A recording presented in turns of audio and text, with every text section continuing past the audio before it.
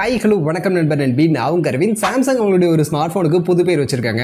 என்னடா சொல்கிறேன்னு கேட்குறீங்களா? வேறு என்னங்க சொல்கிறது, எப்போவுமே அவங்களுடைய பழைய ஸ்மார்ட் ஃபோனுக்கு புதுசாக பேரை மட்டும் மாற்றி கொண்டு வந்துட்டு இருக்காங்க. ஸோ அப்புறம் இப்படி தானே சொல்லி ஆகணும். ஸோ அவங்களுடைய ஒரு புது ஸ்மார்ட் ஃபோன்னு சொல்லி பழைய ஸ்மார்ட் ஃபோனுக்கு பேரை மாற்றி கொண்டு வந்திருக்காங்க.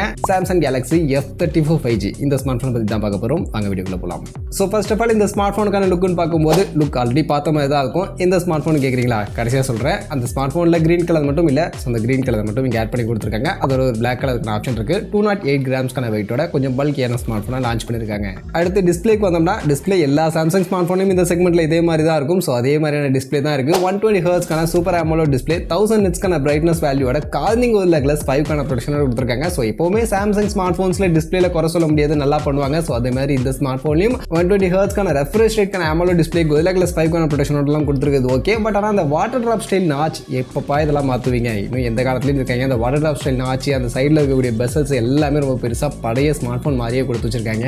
ஸோ இப்போ லேட்டஸ்ட்டாக நிறைய பிராண்டு கர்வ்டு டிஸ்பிளே, பெசல்லெஸ் டிஸ்பிளேன்னு எங்கெங்கேயோ போயிட்டு இருக்காங்க. ஸோ கொஞ்சம் அப்டேட் ஆனாங்கன்னா நல்லா இருக்கும்னு நினைக்கிறேன். டிஸ்பிளே பார்க்கறதுக்கு நல்லா இல்லை, பட் ஃபீச்சர்ஸ் நல்லா இருக்குது. அதே மாதிரி பேட்டரி குறை வைக்க மாட்டாங்க. பெரிய பேட்டரி 6000 mAh பேட்டரி இருக்குது. பட் ஆனால் எங்கே குறை வைப்பாங்க? ஃபாஸ்ட் சார்ஜிங்கில் தான். 25 வாட்ஸ்க்கான ஃபாஸ்ட் சார்ஜிங் சப்போர்ட் பண்ணியிருக்காங்க. அண்ட் அந்த சார்ஜரையும் பாக்ஸில் வைக்கல, அங்கே தான் வச்சிருக்காங்க ஆப்பு. ஸோ பாக்ஸில் சார்ஜர் கிடையாது, தனியாக வாங்கணும். ஸோ இதுதான் மிகப்பெரிய ட்ராபேக் இந்த ஸ்மார்ட் ஃபோனில். அடுத்து பர்ஃபார்மன்ஸ்னு வந்தோம்னா எக்ஸினோஸ் ப்ராசஸர் தான். எக்ஸினோஸ் 1280 அப்படின்னு சொல்லக்கூடிய இந்த ஒரு 5 nm சைஸ்க்கான 5G ப்ராசஸர் தான் யூஸ் பண்ணியிருக்காங்க. 11 5G பேண்டுக்கான சப்போர்ட் இருக்குது. 2.4 GHz கிளாக் ஸ்பீட் இருக்கக்கூடிய ஒரு ப்ராசஸர் தான். பர்ஃபார்மன்ஸ்னு பொறுத்த வரைக்கும் ரொம்ப பெருசெல்லாம் எதிர்பார்க்க முடியாது. கேமிங் மாதிரியான விஷயங்கள்லாம் கன்சிடர் பண்ணாதீங்க. நார்மல் யூசேஜுக்கான ஒரு ப்ராசஸர் தான். LPDDR4X RAM type UFS 2.2 storage சப்போர்ட்டோட கொடுத்துருப்பாங்க. ஸோ நார்மல் மல்டி டாஸ்கிங், நார்மலான யூசேஜுக்கு ஓகே. கேமிங்க்கு உங்களுக்கு அந்த அளவுக்கு ரொம்ப சூப்பரான ஒரு ப்ராசஸர்லாம் கிடையாது, அதை நோட் பண்ணிங்க. கேமரா பொறுத்த வரைக்கும் பின்பக்கம் 3 கேமரா இருக்குது. பிரைமரி 50 மெகாபிக்சல் OIS சப்போர்ட்கான camera, 8 megapixel ultrawide, 2 megapixel macro கொடுத்துருக்காங்க.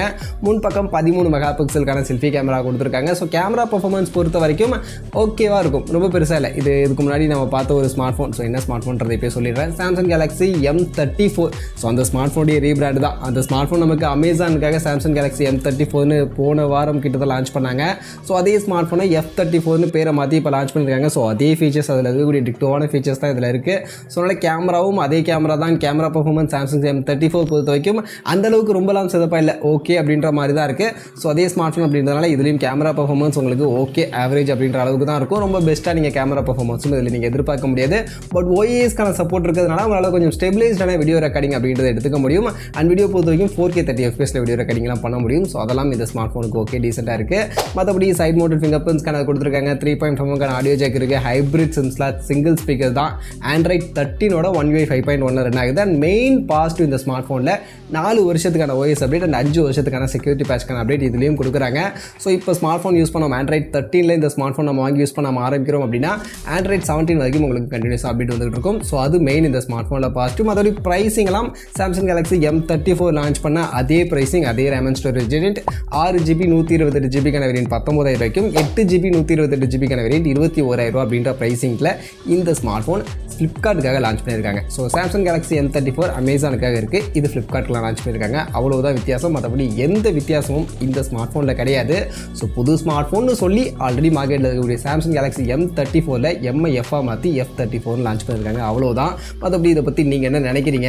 எவ்வளோ நாள் தான் இவங்க இந்த ஸ்மார்ட் ஃபோனுக்கு பேரை மாற்றி லான்ச் பண்ணுறதே பண்ணிட்டு இருப்பாங்க. இதில் புதுசாக ஒரு நல்ல ஸ்மார்ட் ஃபோன் ஒரு பேர் லான்ச் பண்ண நல்லா இருக்கும்னு நினைக்கிறேன். மற்றபடி உங்கள் ஒப்பீனியனை நீங்கள் கமெண்ட்ஸில் வந்து ஷேர் பண்ணிக்கங்க.